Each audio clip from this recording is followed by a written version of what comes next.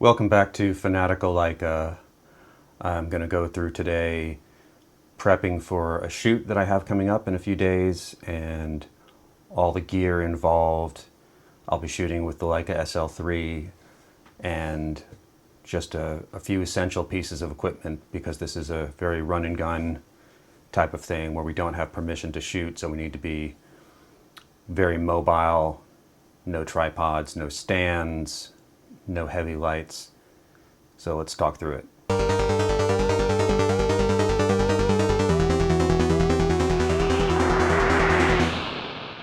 Also, thanks for bearing with me as I figure out the lighting setup for this room. It doubles as a music studio, equipment locker, and meditation room, and I'm trying to figure out optimal positioning for everything. And anyway, if you see changes in lighting quality throughout upcoming videos and possibly throughout this one, that's why. So I have an upcoming shoot for a client, taking some environmental portraits as well as headshots. They're an architect, so we wanted to go to a location that had some interesting architectural features, and we'll be shooting at a place called Row DTLA in downtown Los Angeles, which has sort of a brutalist concrete style, lots of interesting passageways and staircases and just interesting angles both around the buildings and on its parking garage.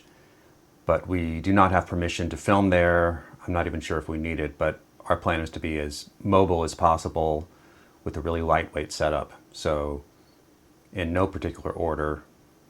So the camera for this shoot will be the SL3. I'm going to be shooting that exclusively with a Sigma 28-105 F2.8 DG DN Art lens, which is what I'm filming this video with right now. It's got a great focal range, covering from semi-wide at 28 to 105, which would be great for portraits. It's not very heavy, and when it's mounted on a lightweight rail system like I have it right now on the tripod, it feels very stable and easy to manage. I'll probably keep it on the rails and just take it off the tripod because I can support the lens and the camera from just cradling the rail system. I'll insert some photos of it here. I'll have an assistant for this who doubles as hair and makeup, but they'll be responsible for holding any light modifiers. I'll be using a Profoto A10 flash mounted on the hot shoe of the SL3, but aimed at an angle towards a reflector that the assistant will be holding. We'll be using this large Westcott 48x72 pop-up reflector, which I can show you here. This can either be a gold reflector, or we can take the cover off and make it a translucent white scrim. So that gives us some options. If we're shooting, say, up on the top of a parking garage out in bright sun, we can hold it somewhat overhead or block the direct sun to get a much softer light. If we go into a more sort of interior space that's, say, side lit and we want some fill, I can use the on-camera flash, turn to the side and bounce it off of the reflector to provide some side fill. So that's the plan as far as lighting goes. Another thing I'm going to take with me, which is also really portable, is this small Zhiyun 40-watt LED panel, which I have right here. Let's see if I can show this to you. Does that focus? Yeah, we got focus. This thing is pretty small. It's very light. It holds a lot of charge. I can run it for an hour.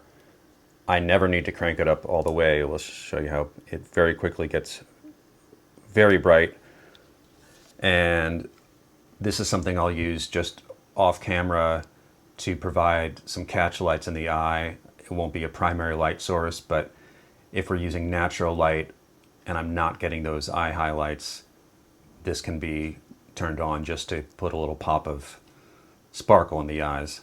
It's bicolor, so I can also use it to warm up things or just tune it to the whatever time of day we're shooting and what the light looks like. So I'm planning to take some setup shots and some in-progress footage on the day of, which I can show you after this. So just a little bit more about the Sigma 28-105, which I have here. And I don't know if you can see, but I've put a little bit of tape over the art logo on there, which was a sort of a silver badge, which I just sort of found distracting and being a Leica snob, I thought it clashed with the red badge on the Leica, but that's just me. This lens is pretty light for what it does. The construction is primarily metal. It has the same kind of weather sealing gasket on the rear element, and uses an 82mm filter size, which is maybe the only downside to it. I wish it was a little bit smaller, but you know, even fully extended, it is not an internal zooming lens, so it does get longer as you zoom in, but it's still nicely balanced, and it doesn't add a ton of weight to my system, so I don't feel encumbered by walking around with this lens on the SL3. I mean, the SL3 is already a fairly stout camera, so this doesn't change things too much. I think it's nice that it has this zoom lock switch here, which only locks the lens at the 28mm position, so it keeps it in its most compact state. If I'm shooting at 28, I'll put that on. Otherwise, it's not super useful. I have a Nisi 82mm UV filter on here at the moment, primarily just for protection. That's up to you. I'm a little bit clumsy and I don't always have the lens hood on, so that's just an extra bit of safety for me. Also, as far as I can tell, the two custom buttons that are on the barrel here cannot be programmed to do anything on the SL3. I assume that's more for use with the Lumix cameras. Correct me if I'm wrong, I haven't figured it out. But yeah, overall, great lens, covers a huge range, means I can travel with the SL3 and one lens. Maybe I'll keep the 50mm with me, that's a much more compact lens. But that's a very complete kit for a day's shooting. So that's it. I'll be back soon with some hopefully good results from this upcoming shoot, which I can share with you. And until next time, thank you.